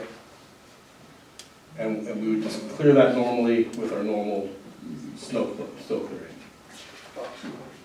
This is an agility agreement, which means we would not be required to do anything more. They would ask for help, and if we can do it without costing us money, we can do it. That would be primarily the Lincoln Place, which is the second map. This is probably 2 hours, 2.5 hours of work. Probably. Of cleaning that street. I would only How many trucks, Bob? I normally run 8 or 9. For the whole For Munhall, I don't know what we're gonna use on Lincoln Place. I would only recommend doing this one if it was during normal hours, we weren't doing overtime. And we had some free time to do it. I wouldn't do it, I wouldn't sacrifice anything that we're doing for Munhall to do this. But I can see us at least helping out a little bit and then building a good rapport with their Department of Works. So when we need something that they have, we can ask them, and I think they'd be very willing to help us out. You see they have a front loader? Yeah. Yeah, see if we can let them use their front loader. I'm serious. They have old ones too, they're said they're getting rid of a bunch of equipment. They're always get rid of it. Some garbage from everything I heard. Gotta have one that's decent. None of theirs works. That is the problem. So that's it. Once I have an actual agreement with them from they'll prepare, the council can discuss it further. I'll let you discuss it as well. Any questions about that? How much money will it cost us and how much money will we make if we do theirs? It will cost us, during snow clearing, an hour's worth of time. Maybe 2 at the most. If we're actually, and then of course the actual lost time of basically clearing out this extra as we can. But I don't think the expense will be that much. It will help us clean Main Street more, have it looking nicer. And it will also help with our state requirements for stormwater as well, because we're So this is like I'll scratch your back, you scratch my back. We'll sweep Main Street, we'll give them salt storage. Mhm. We'll plow this, they'll do something else for us, basically. Yeah, There's no money No involved money here. involved. There's no money involved here, Randy. No money's come to us, no money's coming to them. This is all, I help you, you help me. This is what we wanna offer, and that's a good suggestion, asking for maybe a lift, a front loader. Yeah, they have them sitting there. Maybe they have one, we can get one back there. We put 10 grand into it. Not a bad idea. Not at all. We're saving a lot more money. So, yep. yep, I mean, you can only ask. Yep. You can only ask. And we could also ask them to save us some expense by milling the parking lot back here. Yeah, That would be awesome. that'd So, be fantastic. That would be a wouldn't good way to get it metal. Yep. So that's another thing I'm asking about too. But it also gonna cost us the fuel to run them trucks up there. It will, there is always a cost. Yes, always. Yep, and it costs them to sweep our street every Yes, it day does. too, so. But Main Street needs sweep every week. be One nice. side. Well, it would help, like you say, with this. I mean, the more the better, but I mean, is it? No, they do one side one week and the other side the other week. No, I guess so. This way you got room to park Yeah. while we're doing the one side. It'd be nice. We should have our own sweeper, really. We used to, didn't we? Yep, we did. I think I said that last year sometime. Yep. That's for a sweeper too, right? I think that I could Broke, throw we in never side fixed streets by Main Street. Well, yeah, I think we'd ask them for some other streets too. And Yeah. Well, I suggested down the lower end where we wouldn't have to pay the cog to do so many streets. yeah, do that too. Well, they That'll have save us money. Colgony does by the library, don't they? No, they do the whole lower end because it's a combined system. Am I correct, Rick? Yep. I thought so. Thank you. Yeah, quite a bit of it. Yeah, because it's a combined system, Randy. We gotta keep the leaves from. We're required to. I don't know, do they charge us by the street, Rick, or? No, they charge us just a fee, fat fee for, Yeah. I don't know if it's a daily fee or Is it? what it is. But if we can get them to do like 2 main streets, that would save us a little bit there too. You know, I've seen Homestead guys sweeping the streets down there. All you have to do is sweep it. You don't really need a street sweeper. You could physically have men sweeping the street to do that as well. Just bringing it out there. Used to have it. Yeah. I remember seeing you out there sweeping. Dave, I know you talked about the. Burned the leaves DEP too. grant. Yeah. Can we put in for a street sweeper for that? Recycling grants, street sweeper, it might be a stretch. But we'd probably get front and loader from it. I like the front end loader part. It'd probably be about 60% coverage. But 40% for us to cover. the Just a rest. free one first. All right. The MOU for police testing. Yeah, it's just a requirement, that makes a lot of sense to me. I don't know if you want to talk or Chief about that. There's a shortage of people who want to be policemen. Other police departments offer like signing bonuses or incentives to get people to take our test. The last test we had, council had a MOU that was just for that test. Whenever that list expired, that MOU expired. And I'm asking council to do another MOU for the next list coming up. So basically what it is, I'm trying to bring in experienced officers. Like say, there's an officer that works for the city and he's been there for 10 years. He's not gonna come to Munhall to have no vacation your first year, or you're be at the bottom of the pay scale. So the MOU allows us to give half of his service to the city to come here. So like say if he was in the city for 10 years, he would come to Munhall starting at year 5. And we had a lot of applicants. Yeah, since I've been chief, we tested 3 times. The first time, we only had 2 applicants and only 1 passed. The second time, we had 3 applicants and only 2 passed. When we did this MOU, we had 12. And how many passed? 11. And how many did we hire off of that list? 5. So that was a good one. And we're gonna swear our newest hire in next week. Yes. Nice. So what's our response? I say we do Continue with what we had? it. Yep. We're getting quality candidates this way. I think it's good. If we're gonna get quality and be able to compete with the other boroughs and municipalities that are hiring police, I think we have to do this. What's the outlook for the next retiree people? How many? There's 2 more possibly this year. One for sure, and the second one is looking good for September. So then we need to get a list, a new Yes. list. We need to- So Yeah, our it's a list is- no-brainer. Yeah. Do you guys agree with? I say we use the MOU the same as it was before. We approved that. I agree. Put it on the vote next week? We have to vote on it. Yes. I think our MOU was good that last time, wasn't it? Oh, yeah. Are you okay with that? Yes. That really helped. Sounds like a good deal to me. So we're gonna compete.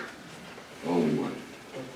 Homestead run grants, Dave, what do you have on that? Well, even, no matter what we decide to do regarding the current problem, there is a larger problem, long-term problem regarding the entire homestead run and erosion and stormwater control.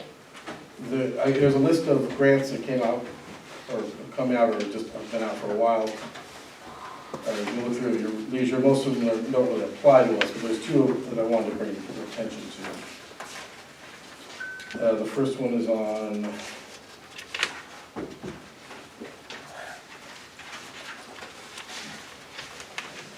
Commonwealth Financing Authority on the 3rd page, towards the bottom, flood mitigation programs. It's a $500,000 grant. This is through DCED, which is not as technical of a requirement. I talked with our grant writer about this one.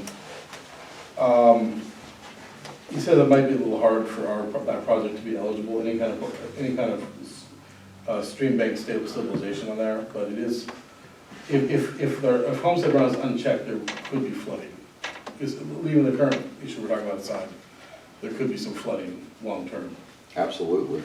Many of them basements get flooded. Mm-hmm. And the second one is, and I'm not sure, that one we could in theory apply for quickly, but it's due at the end of this month, which I don't know if we have that. The second one is more for next year, I just want you to keep it in mind, is the 4th page, DEP, Environmental Protection, Watershed Planning Restoration Grant. Now, DEP is much more technical. You have to have really good numbers for their grant process.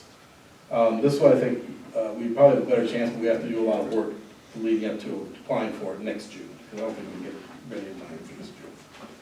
But it's just something I want to keep in mind for long-term projects of how we want to. I'd love Army Corps of Engineers to actually fix that problem, but they seem to not. Do you have the papers from before that gives us the model of what to do? I haven't seen them. Do we have them, or is that from your predecessor? No, the Corps engineers sent them to you, didn't they? There was a share file. Share file? Yeah. Can you make sure it gets to Dave, please? He probably was copied on the email. What's that? Okay, I'll look for them. I'll look and see, but I don't think there's any, there might be a report in there, but as far as the data, you have to have special software to access it. Oh, okay. So I probably don't have. But I mean, what are your thoughts, Matt, specifically on a really good proposal for DEP next year, if we're doing? Just want to get your initial. Was it, it says application deadline is June 20th. Yeah, we're not going to make June 20. I'm thinking 2026. No, I mean, we could probably put together, you know, from Borough line to 8th Avenue. But can we also bring West Mifflin in there? Because I'm sure West Mifflin's part needs to be redone too. And what Yeah, about? that's only a $500,000 grant. Right, I mean, but. I mean, it depends on what you're, you gotta read this more thoroughly, but. Well, I thought it was more than 500. Yeah. Let's see. I'm just gonna take you more than 500. Yeah, no, it's a $10 million project. Yeah. But, so the stormwater control measures, I don't know if this necessarily means stream bank restoration. Right. It's more so, how we talked about in the upper half of the borough, putting in a retention pond to mitigate the flooding downstream. Which $500,000 would be a good dent in that. And it's just something, I mean, we'll keep an eye on it. So yes, the thing the Army Corps put together, we should really look into it and come up with a plan. Where are you gonna put that pond? Ideally, the ideal location is, where's the church? It's up there. St. Elias. Yeah. That's exactly what I was thinking. Yeah. That's the ideal spot back in that hole back in there. Mhm. Yep.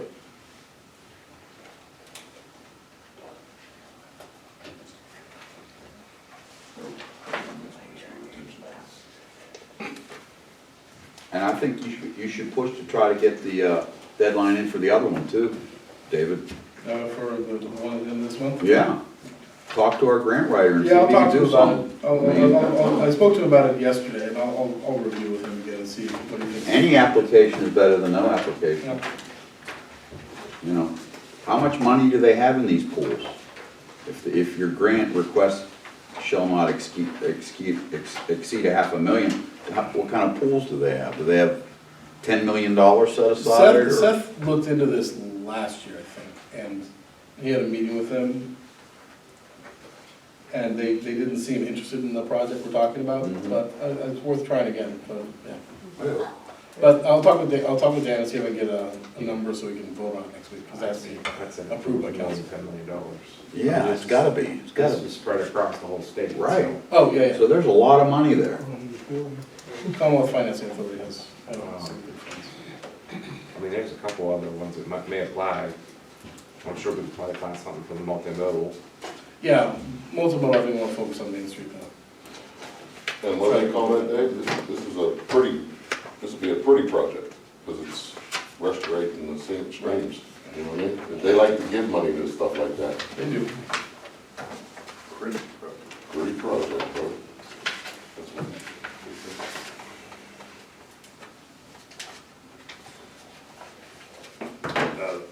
Purchase of 2 Mack trucks and 2 police vehicles. You want me to take it, David? Yeah, go ahead and run this. Public Works needs 2 larger vehicles. Bob already said the one has another issue, and he said, was Mack a year out, almost, Probably a year or longer? or longer, yeah. So look into ordering vehicles for next year, this year, so that we can get them for the paving season next year also. Didn't we just buy a new truck? Those vehicles. You want a pickup truck? Pickup truck. These are 10-ton. $250,000 for the type of vehicle we're talking about. A piece? What's the lease? It doesn't, it's more, financing is a more appropriate term. Not leasing. Oh, okay. So we'll be buying them. We'd be buying, we'd be financing Lease to over buy. 4 years. You lease them and then they give them to you at the end, right? Yes. Basically is what they do. You lease them and then they give them to you when you're done. That should help us with our first vehicle maintenance, because we're getting crushed with fees every month for first vehicle, from breakdowns and everything else. And then the chief has 3 cop cars that are, Is first vehicle, acquainted with them electric vehicles?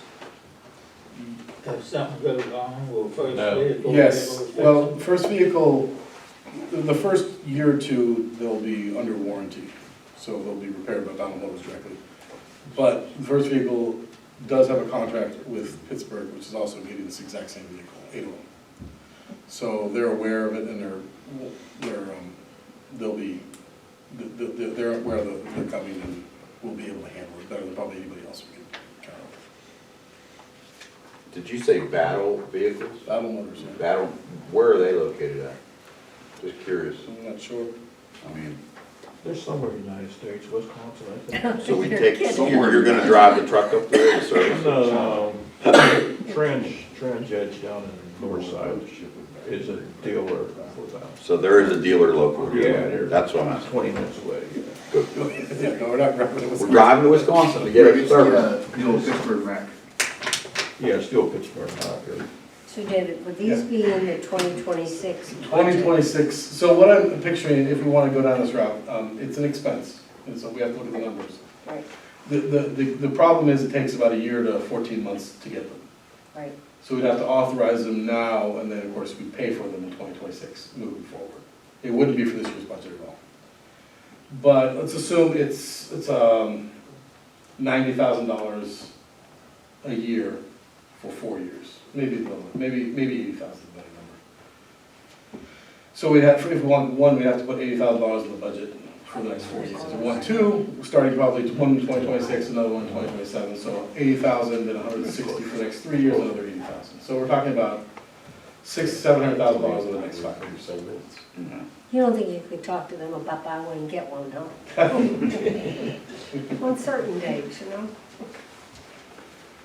So that's public works. What about the police? Do we need police cars? Well, the police are authorized to purchase a vehicle, well, order a vehicle now for this Yes. budget. So I have 7 vehicles that are marked, and 3 of them I'm having problems with.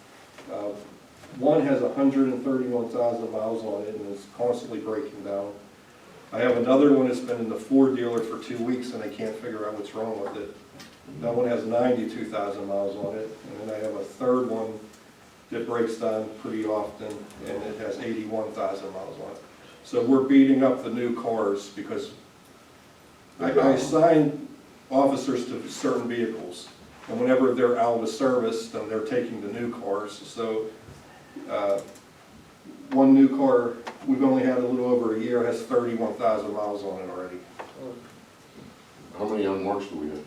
We have one unmarked. How many miles are on that? 22. Is there any way of marking it and put it in service? It is in service. They use it. They use it? Yeah. Have you put in an order for the new police vehicle yet? I'm working on that one now. Yeah, so we have one car budgeted for this year. And I'm gonna be ordering it, but like I said, I have 3 that I'm having problems with. And how much is a police car in the budget? It's about 60,000. For everything. Yeah.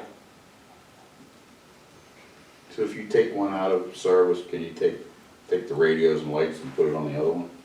Yeah, we do that. Well, we can transfer, we do. Okay, just curious. I mean, it makes sense to basically purchase a new police car every year anyways, but I think we might be a little behind. I think we are. Yeah, we used to get two new vehicles every year, and we went 4 years without any. Yeah, I was gonna say, we want to try. And we need to keep our fleet, Well, we were, you know. we were behind. Dave, what can we do to get another car ordered for this year at least, or something? Well, I mean, what's the lead time now for a vehicle? I'll let you know. I'm dealing with the guy right now. I mean, I think we could probably order one as soon as possible and get it in service for January, aside from the one he's currently ordering. I'm just looking at the numbers and thinking about it.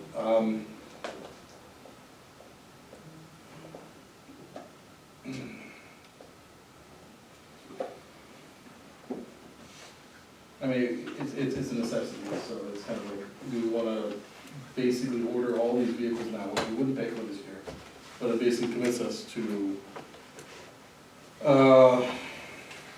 So if you don't have one, $800,000 over the next 4 years. if you don't have one budgeted, can you take forfeiture money and throw some money from forfeiture into That's the how vehicle? we bought 3 cars with forfeiture money. We don't have enough money in that account to buy another car. But you could add, I don't know how much is even in the account, so, It's around 40,000. wow. You don't want to deplete the account either. We're gonna need new portables. They're switching to digital, and that's mandatory. $68,000 we gotta come up with. So I'm trying to save as much as I can for that. Right. That's mandatory? Yeah.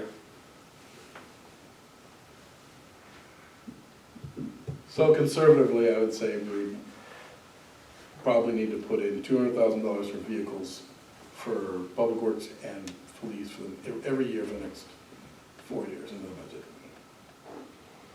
You're probably right. I mean, we're spending the money anyways with Transnet. I mean, $25,000, $30,000, $40,000, $50,000 a month back there.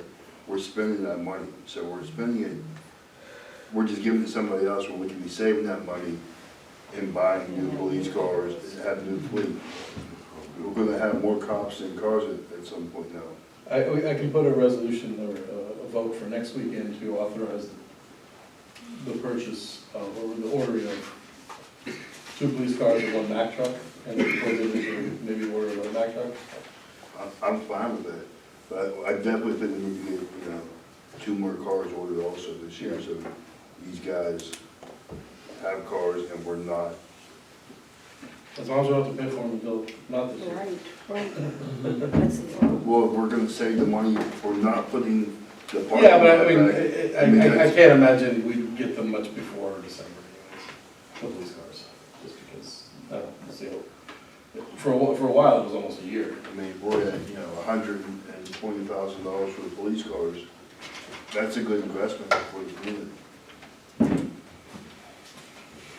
So we sell the old ones? Are we selling the old ones, or what are we doing with the old vehicles? And the old trucks? I know there was old trucks back there. Did we ever sell any of them old trucks that were laying back there, Bob? The police cars usually They're still go to sitting there. the street department whenever we're done with them. And code enforcement. But Dave, your car's about dead, ain't it? You don't care. Still works. Thanks, He Dave. took me for a ride, I was worried. My previous one was better than the last one I got, so. I can put the three different votes next week out there, so guys can vote individually for each item. That works. Does that make sense? No problem. All right.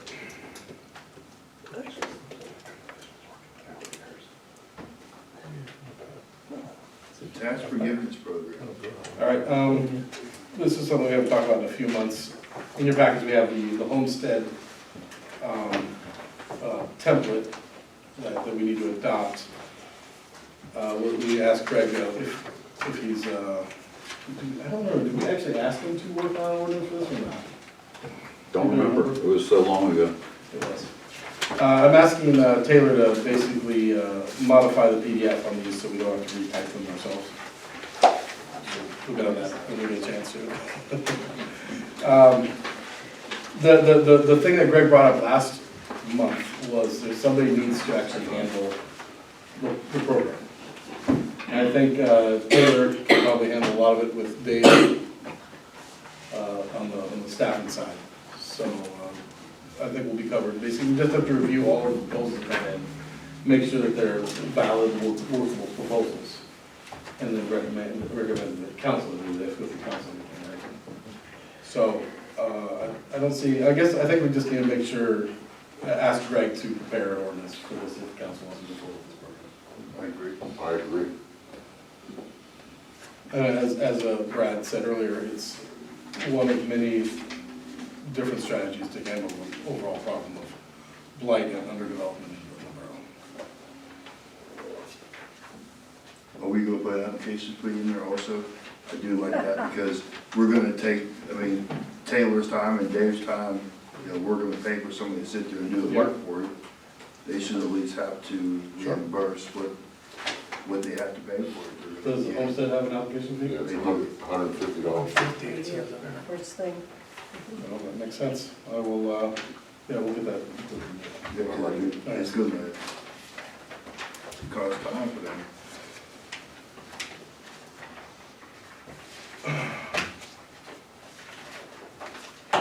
Anything else on that one? Next week's meeting, as a reminder, it's our student government days. The third graders from Park are going to be up here. They're going to have a mayor, they're going to have a president of council, they're going to have a vice president, they're going to have a council, they're going to have a chief, public works director, engineer, and so forth. So next week's going to be a very crowded meeting, at least the very beginning, because we don't keep them here the whole time while we're going through our business. It's not like that like we did Yeah, last I week, agree. last year. After they're done. Right, after, they should, yeah. not We do the pledge, teachers. just so David, I can talk to you on this. Yeah, we can talk. Pretty much we have them do the pledge, we have them, So next week. roll call, we have Next them week, give a little reports. the Eagle Scout has requested to do the Yes. pledge. Who did Katie Park, will be here next week. So we're gonna be packed next week, but that's good, it's a fun meeting, it's a good meeting, and probably the best meeting we have all year. They do a good job, and it's a lot of fun. So dress your best, usually that's one meeting I don't usually put a suit on for. So, they'll be here next week. Have they been in touch with you, David? No. They should, I'll get on her. And Taylor, they'll have to get you like a list of who is gonna be the mayor, who's gonna be the president. I'm gonna have her send a list up ASAP. I'll send an email out tonight. Because there's a lot of work, you know, there's some stuff we have to put together for it, you know. At one time, I think, do we still budget a small gift for them? No, we don't do that anymore. At one time, they used to get like a Barnes and Noble card or something, and maybe I felt just not to bring it up earlier. That was when Roseanne would go around and collect all that stuff. Right, I remember Roseanne would go, yeah, and they'd get a $10 Barnes and Noble Yep. card, all the kids. Yep. But I didn't think we did that anymore, so now you started back up now. But, so that's our meeting, that'll be going on next week, and I'll get on them to That's on Wednesday. get all this. also. And it'll be next Wednesday, and their parade is Thursday. They will come up here probably about, what time, Chief, they usually come, about 10 o'clock, Boo? About 10? And they, you know, and they have a tour of the borough building, they see the police station, different department heads talk to them. Glenn usually has them down at the fire hall and does a little thing for them there. Glenn's wife from the Sewer Authority usually does a little talk.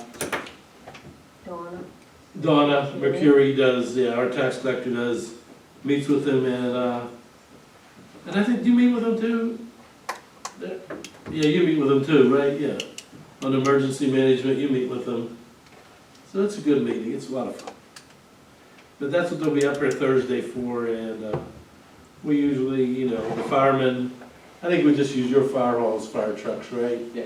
We use a few police cars for the parade. Actually, all the stations. All the stations come up? Okay. So just want to get everybody aware of, you know, that next week, what's happening, and I'll get them to send the stuff they need to send up. That was my belly ground.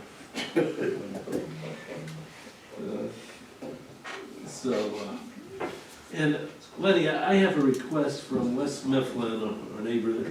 As usual, they want to borrow our bell for, not Memorial Day, but for their Saturday thing they do. And Glenn said that maybe I should hook the guy up with you to get the bell. It's Dan Davis, he's a councilman up there.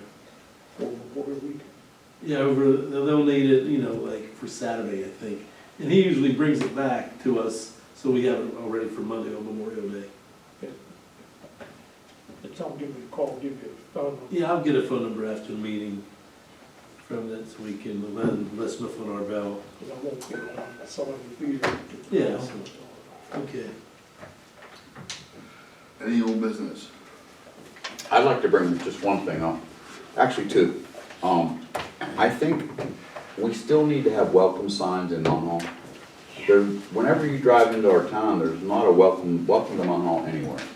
I think you should look around the town. There could be one in Bradley Lane, there could be one down on 8th Avenue, there could be one at certain points welcoming people. And I think some of our street signs are in pretty poor shape. They could be revamped, and you know, maybe one year we'll revamp all of them to a different design, but certainly I think we need to look at that. And the street signs are all through the borough, and if they look pretty ratty, it's like a sign of, hey. So just a thought out there for everyone. I know Bob's, you replaced a bunch, haven't you? Yes. That's what I was just gonna say. I probably 3 months in a row gave Bob Icy like 10 different names and Yeah. said, would you please replace these? You can't even, Yep. and they did. They're fabulous. So, Yep. you know, maybe if we just continued to do that, you know. Yep. He did a fabulous job. I really agree, Jim. Maybe they get grants for that, and we could get new signs out for them. I don't know. Yeah. Is there anything on a sign for the borough building? I'm waiting on a final quote, but I reached out to the company that Seth talked to a couple of years ago. But I'd love to get that sign for them. I'll Be nice. have a number soon. Can we have, it's gonna be put up here on the second floor, like where it's, the cars are parked, people are parking them up more now, and using that door, and is it overhang coming And I don't know. Like a sign of, Yeah, like where you can see it up here, I mean, okay, yeah. that's where all the people are going. Yeah, signs on the front, the facing West Street plus both entrances, having something with signage. Second thing, I have one thing, two things. The alleyways on the lower end, coming out to Andrew Street and the Martha Street, there's no stop signs down there for people coming out of the alleyways. And, was it Saturday? Saturday, you guys have to crash down there? I don't think there's any stop signs on any alleys. I don't think so. Oh, are we? No, Are we required to have them come out of the alleys? I don't know. Because I mean, the guy I'll just, have to look into that. I mean, a guy came out of the alley between 9th and 10th and just T-boned the car because he didn't have a stop sign, he just, Well, that's ridiculous. That's common sense. I agree. But I don't, but I didn't know if we were required to have the stop signs on it. I'm just Coming out thinking of the alleys. alleys by me, Tim, there are no Well, stop we'll signs. we'll need 500 stop signs. Just all I Basically, yeah. Some people do. $10 for signs. Boom, I got one question for you. I received a complaint on Facebook. The driving range where they have the grading permit, that it's full of scrap now. Is that permitted with grading permit? I'll have to check, see what they're doing with that. Like I said, the county's inspecting that, there's an engineer inspecting there, and there's also DEP. So I'll check with them. Yeah, 'cause I mean, I read a lot of that, and there's a whole scrap pile out there, so I didn't know if that was permitted. It was a complaint I received from Facebook. I'll take a look at it tomorrow. Thank you. Any other old business? We have the free CPR training. There's in the table back there, there's a printout of our MAPS program is offering free CPR training certification. Nice. If you have any questions about it, I'm going to direct everyone to reach out to the mayor, and you can follow up. Sorry. You're public facing. You're public facing, so. Because you are on this email, so. Yeah, that's why I was on the email for it. Poor Rob's like, Motion to adjourn. Motion. Second. he said this. Thank you.